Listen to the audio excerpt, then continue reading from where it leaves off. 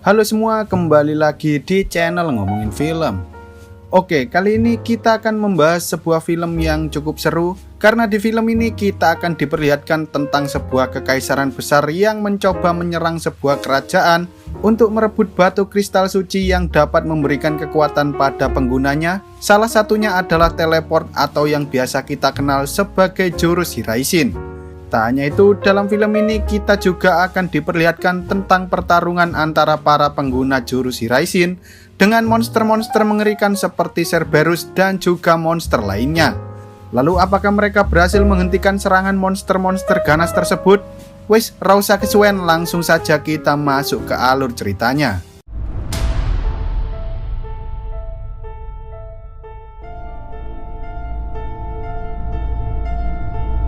Selama berabad-abad, kekuatan dari sebuah batu yang biasa disebut sebagai kristal suci telah melindungi orang-orang yang ada di dunia ini dari monster-monster jahat yang suka menyerang manusia. Namun seiring dengan berjalannya waktu, para penguasa dunia justru memperebutkan kristal suci hingga akhirnya peperangan antar umat manusia pun tak bisa terhindarkan. Di sisi lain, salah satu kerajaan sihir yang bernama Lucis telah hidup damai selama bertahun-tahun dengan melindungi kerajaan menggunakan kekuatan dari kristal suci. Sementara kekaisaran besar bernama Niflheim yang memiliki teknologi canggih serta tentara yang terbuat dari robot tak henti-hentinya menyerang kerajaan Lucis untuk merebut kristal suci yang mereka miliki. Tak hanya itu, Niflheim juga menginvasi seluruh negara yang ada di dekat kerajaan Lucis, hingga akhirnya sang raja menciptakan perisai raksasa yang terbuat dari kristal suci untuk melindungi kota Insomnia, satu-satunya kota yang tersisa dari kerajaan Lucis. Suatu ketika saat sang raja yang bernama Raja Regis sedang membawa anaknya yang bernama Pangeran Noctis pergi ke kerajaan Tenebrae untuk menyembuhkan penyakitnya, mereka justru disergap oleh para pasukan Niflheim yang dipimpin oleh jenderal terkuat bernama Glauca. Dengan sadis, mereka membunuh seluruh orang yang ada di sana termasuk ratu dari kerajaan Tenebrae dan hanya menyisakan kedua anaknya yang bernama Rufus dan juga Lunafreya. Sejak saat itu, Raja Regis memutuskan untuk membentuk sebuah pasukan elit yang terdiri dari para ksatria hebat dengan sebutan Kingsglaive. Kemudian para Glaives akan diberikan kekuatan sihir yang berasal dari kekuatan sang raja, sehingga mereka bisa memerangi ancaman yang datang dari kekaisaran Niflheim. 12 tahun telah berlalu. Saat ini para Glaive berusaha mati-matian untuk menghentikan serangan kekaisaran Niflheim yang terjadi di dinding bagian timur dari kerajaan Lucis. Tak hanya pasukan robot, bahkan Niflheim saat ini telah berhasil mengendalikan para monster seperti serangga dan juga makhluk buas, yang mana hal itu membuat para pasukan Glaives kerepotan untuk menghadapi serangan besar-besaran tersebut. Namun meski begitu, para pasukan Glaives sendiri juga memiliki beberapa kemampuan hebat yang bisa digunakan untuk menyerang pasukan musuh seperti Warp atau jurus Hiraishin milik Hokage keempat Yondaime, serangan listrik, kemampuan menciptakan perisai, dan juga kemampuan untuk menghilang. Saat pasukan garis depan sedang menghalau para monster, para penyihir wanita yang dipimpin oleh Crowe berusaha melakukan sihir gabungan yang dapat menciptakan tornado api berukuran besar, sehingga mereka bisa menghabisi seluruh monster yang ada di wilayah itu secara bersamaan. Mereka semua mengira bahwa saat itu mereka berhasil menghentikan serangan Niflheim, tapi tanpa disadari saat matahari mulai terbenam, ternyata para tentara Niflheim membawa sosok titan berukuran besar yang mereka sebut sebagai Daemon.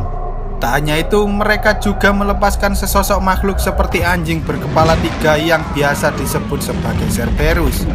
Lalu saat titan itu terbangun, ia pun berusaha menghantam apapun yang ada di depannya, termasuk pesawat yang dikendarai oleh para pasukan Niflheim sendiri.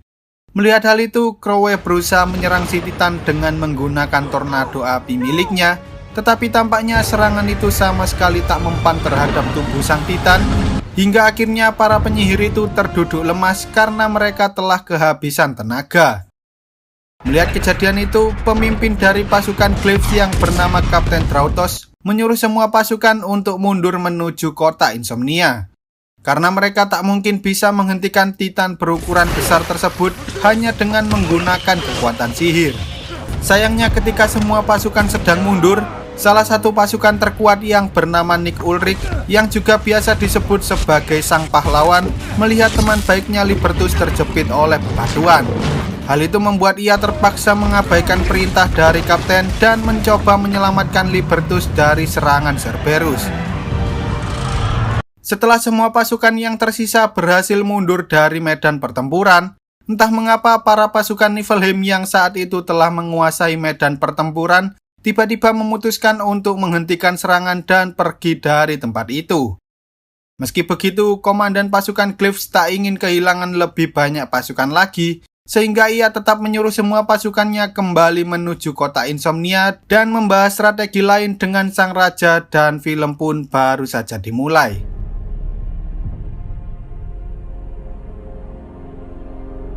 Saat Kapten Drautos sedang memberikan laporan tentang kejadian yang terjadi di dinding bagian timur kerajaan Lucis, tiba-tiba saja mereka kedatangan seorang utusan penting yang merupakan seorang penasehat kekaisaran Niflheim, yaitu Ardyn Izunia. Alasan Ardyn datang menghadap ke Raja Regis yaitu untuk mengatakan bahwa Kaisar Niflheim yang bernama Iedolas ingin melakukan perdamaian dengan syarat Lucis harus menyerahkan seluruh wilayah kerajaan yang lain selain kota Insomnia. Tak hanya itu, Ardyn juga mengatakan bahwa Raja Regis harus menikahkan anaknya yaitu Pangeran Noctis dengan putri dari Tenebrae yaitu Lunafreya. Di sisi lain, Nyx, Libertus, Crowe, Pelna, dan juga Luce sedang menikmati makan malam mereka karena saat ini mereka semua tak perlu pergi menuju medan pertempuran setelah dipindah tugaskan di kota Insomnia. Namun saat mereka sedang melatih para Glyphs baru, tiba-tiba mereka melihat ada sebuah berita yang mengatakan bahwa kerajaan Lucis akan melakukan perdamaian dengan kekaisaran Niflheim dan menerima semua syarat yang diberikan termasuk menyerahkan seluruh wilayah selain kota Insomnia. Mendengar hal itu, para pasukan Glyphs merasa sangat kecewa karena tak sedikit dari para pasukan Glyphs yang berasal dari wilayah lain di luar kota Insomnia, termasuk Kapten Drautos, Nyx, dan juga kawan-kawan lainnya. Drautos kemudian memberikan misi pada Crowe untuk pergi menuju wilayah Tenebrae dan menjemput putri Lunafreya, sementara Nyx bertugas menjaga istana selama proses perdamaian dengan kekaisaran Niflheim berlangsung. Singkat cerita, di wilayah Tenebrae, saat putri Lunafreya sedang bergegas untuk pergi dari istana, tiba-tiba saja Revus menghentikan dan mengurung Lunafreya di sebuah ruangan karena Revus saat ini telah berpihak pada kekaisaran Niflheim. Lalu saat Crowe baru saja tiba di dekat Tenebrae, ia melihat ada sebuah mobil yang sudah terparkir di sana, tiba-tiba saja langsung menghampirinya.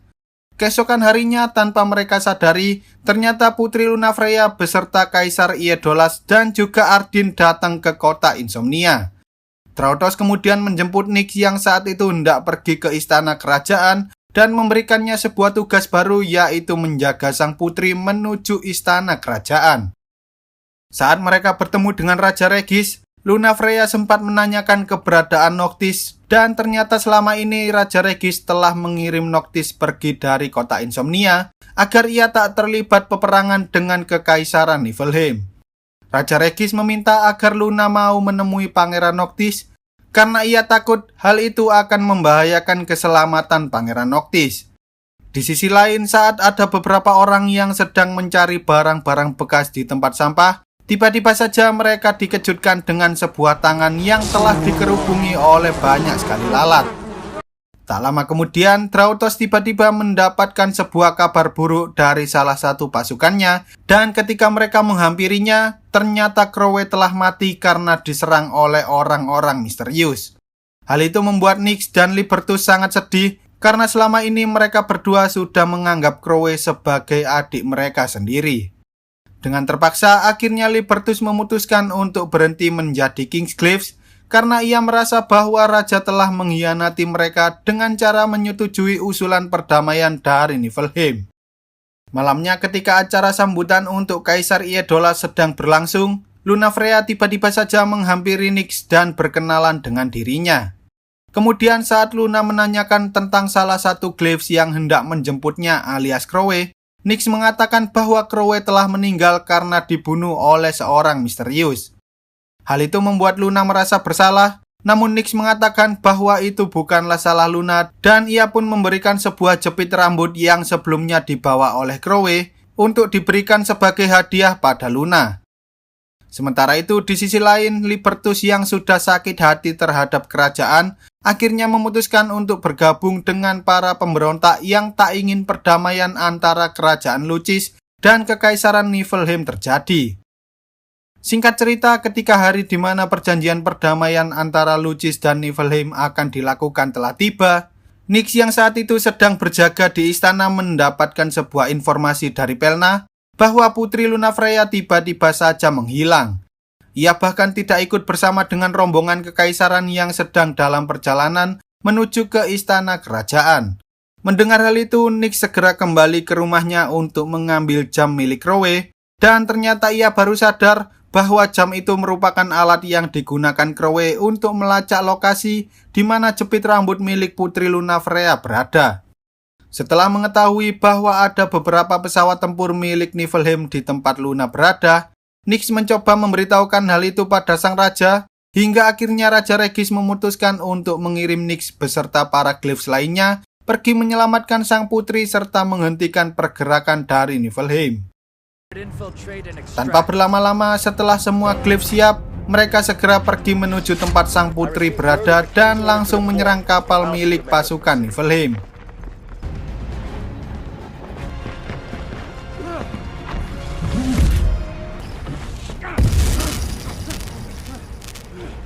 Setelah Pelna berhasil menemukan lokasi Luna, mereka berusaha membawanya pergi dari sana, tetapi sayangnya tanpa mereka sadari tiba-tiba mereka diserang oleh Daemon yang mirip dengan gurita raksasa bernama Ultros hingga membuat Pelna terbunuh. Tak hanya itu, ternyata beberapa Glyphs yang ada di sana juga mulai berkhianat dan menyerang para Glyphs lainnya, termasuk Nyx dan juga Lunafreya. Di sisi lain, saat Raja Regis dan Aedolas hendak menandatangani surat perdamaian, tiba-tiba sebuah ledakan terjadi di depan istana hingga membuat Raja Regis dan Aedolas langsung menodongkan senjatanya satu sama lain. Rupanya selama ini Aedolas tak berniat untuk berdamai dengan kerajaan Lucis, dan alasan mereka menahan Putri Luna di luar kota Insomnia adalah untuk memancing para Glyphs pergi dari kerajaan, sehingga Aedolas dan pasukannya bisa menyabotase seluruh kota Insomnia tanpa adanya gangguan dari para Glyphs. Tak butuh waktu lama, para pasukan Niflheim akhirnya berhasil menghancurkan perisai dari kristal suci, sehingga para pasukan robot dan pesawat tempur milik Niflheim bisa masuk ke dalam kota tersebut. Tanpa basa-basi, para robot yang datang ke tempat raja langsung menyerang semua anggota kerajaan Lucis, termasuk Raja Regis sendiri. Beberapa saat setelah Raja Regis berhasil mengalahkan para pasukan robot, tiba-tiba saja Jenderal Glauca datang menghampiri mereka dengan tujuan untuk membunuh Raja Regis dan merebut cincin yang selama ini telah memberikan kekuatan sihir pada Raja Regis. Sementara itu, Nyx berusaha dengan sekuat tenaga untuk membawa kabur sang putri dari sana, tetapi Ultros membuatnya kesusahan sehingga ia pun mencoba untuk mengalahkan Ultros terlebih dahulu. Lalu setelah berhasil membunuh Ultros, Nyx dan putri segera menuju ke istana kerajaan untuk menemui Raja Regis yang saat itu sedang berhadapan langsung dengan Jenderal Glauca. Dengan kekuatan yang berasal dari baju tempurnya, Glauca dengan mudah mengalahkan seluruh bawahan raja, bahkan ia juga berhasil melukai tangan raja dan membuat cincin yang selama ini memberikan kekuatan pada sang raja terlepas begitu saja. Tak lama kemudian, Rufus mengambil cincin itu dan mencoba memakainya, tetapi apa yang terjadi selanjutnya justru tak sesuai dengan keinginan Rufus, karena ternyata para Raja Lucis tahu bahwa Rufus memiliki niat yang jahat, sehingga mereka tak jadi memberikannya kekuatan, melainkan menghukumnya dengan api yang membakar seluruh tubuhnya. Lalu saat Nyx dan putri berhasil tiba di sana, mereka segera menyelamatkan sang raja dari serangan Jenderal Glauca dan berhasil pergi dari sana menggunakan sebuah lift. Di dalam lift, Nyx akhirnya sadar bahwa Raja Regis sebenarnya tahu bahwa kota Insomnia akan jatuh ke tangan Niflheim. Namun di balik semua itu, Raja Regis juga tahu bahwa hanya ada satu cara yang dapat mereka lakukan untuk menyelamatkan masa depan seluruh bangsa Lusian, yaitu dengan memberikan cincin miliknya pada Noctis. Ia yakin kekuatan Noctis di masa depan akan jauh lebih besar dari dirinya, sehingga ia bisa mengembalikan kedamaian pada bangsa Lusian seperti yang mereka impikan selama ini. Raja lalu meminta Nyx untuk mengantarkan Putri Luna pada Noctis, sementara Raja Regis berniat mengorbankan dirinya untuk tetap tinggal di sana agar ia bisa menghentikan Jenderal Glauka.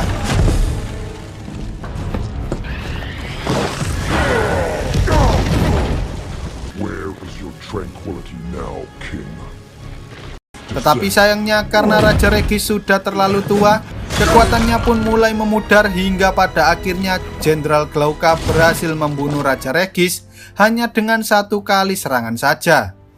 Melihat hal itu, Nyx dengan perasaan yang sangat marah berusaha menenangkan dirinya sendiri sambil membawa Putri Luna keluar dari kota tersebut. Sayangnya saat mereka berdua sedang dalam perjalanan, mereka justru diserang oleh para mantan Glyphs termasuk Luce yang telah berkhianat dan memihak pada Kekaisaran Niflheim. Nyx mencoba untuk menyerang mereka dengan menggunakan jurus Hiraishin, tapi ia baru sadar bahwa ternyata kekuatan sihir yang selama ini ia miliki telah menghilang bersamaan dengan kematian sang raja. Untungnya salah satu penjaga kerajaan berhasil menyusul mereka berdua, dan ia pun mencoba menghalau Luce dan lainnya agar Nyx bisa pergi dari kota itu. Tetapi tanpa mereka sadari, ternyata ada pesawat Niflheim lain yang langsung menurunkan beberapa pasukan robot hingga membuat Nyx dan Luna mengalami kecelakaan dan harus melawan para robot tersebut.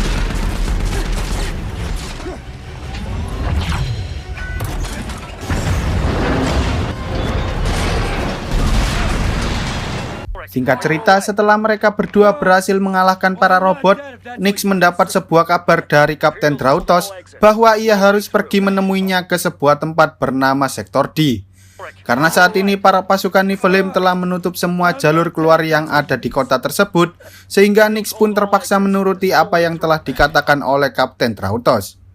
Meski harus berjalan dengan susah payah karena kakinya mengalami cedera, Nyx dan Luna akhirnya sampai di Sektor D. Tapi tanpa mereka sadari, ternyata di sana sudah ada Luce yang sedang menunggu mereka dan ia pun langsung menembaki Nyx hingga Nyx mengalami luka yang cukup parah.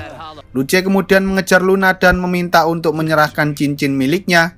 Namun setelah ia mendengarkan penjelasan dari Luna tentang kekuatan dari cincin itu, Luce pun memutuskan untuk memakai cincin itu sendiri dan pada akhirnya seluruh tubuhnya langsung terbakar karena ia tidak layak untuk mendapatkan kekuatan yang dimiliki oleh cincin tersebut. Sementara itu, saat Drautos baru saja datang di sana, ia mencoba menghampiri Nyx yang saat itu sedang terluka, tetapi tiba-tiba saja Libertus datang menggunakan mobil miliknya dan langsung menabrak Drautos hingga ia menabrak sebuah pembatas jalan.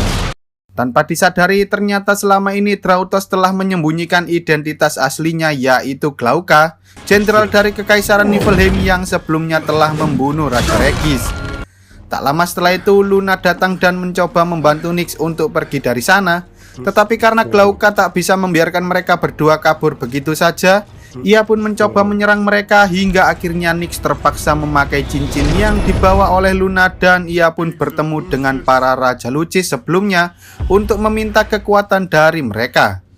Meski awalnya para Raja Lucis tidak berniat memberikan kekuatan itu karena Nyx bukanlah keluarga kerajaan, tetapi karena Raja Regis mengatakan bahwa ia percaya pada Nyx, mereka pun akhirnya memberikan kekuatan tersebut dengan syarat Nyx harus membayar kekuatan itu dengan nyawanya sendiri agar ia bisa mendapatkan kekuatan dari para raja sampai matahari terbit. Setelah menerima persyaratan tersebut, Nyx akhirnya bisa menggunakan sihirnya lagi dan ia pun menyuruh Libertus membawa Putri Luna pergi dari kota Insomnia agar ia bisa memberikan cincin itu pada Pangeran Noctis. Lalu setelah mereka berdua pergi, Nyx pun berusaha menghentikan Jenderal Glauka serta Daemon yang saat itu baru saja tiba di kota Insomnia. Namun di tengah-tengah pertempuran, Nyx mengira bahwa ia tidak bisa menghentikan mereka sendirian, sehingga ia mencoba memanggil para raja terdahulu yang muncul dalam wujud Titan untuk membantu dirinya melawan Kekaisaran Niflheim serta menyelamatkan kota Insomnia.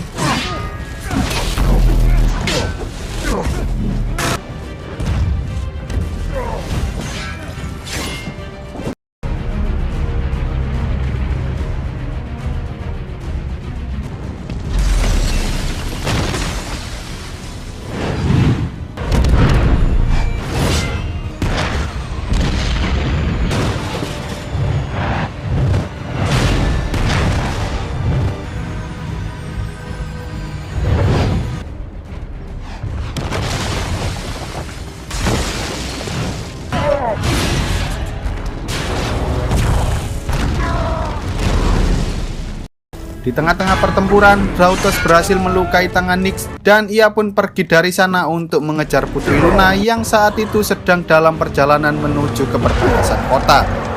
Meski ia berhasil mengejarnya, Libertus berusaha sekuat mungkin untuk menghentikan rencana Rautos, hingga akhirnya salah satu Titan membantu mereka dengan cara memotong jalan tersebut.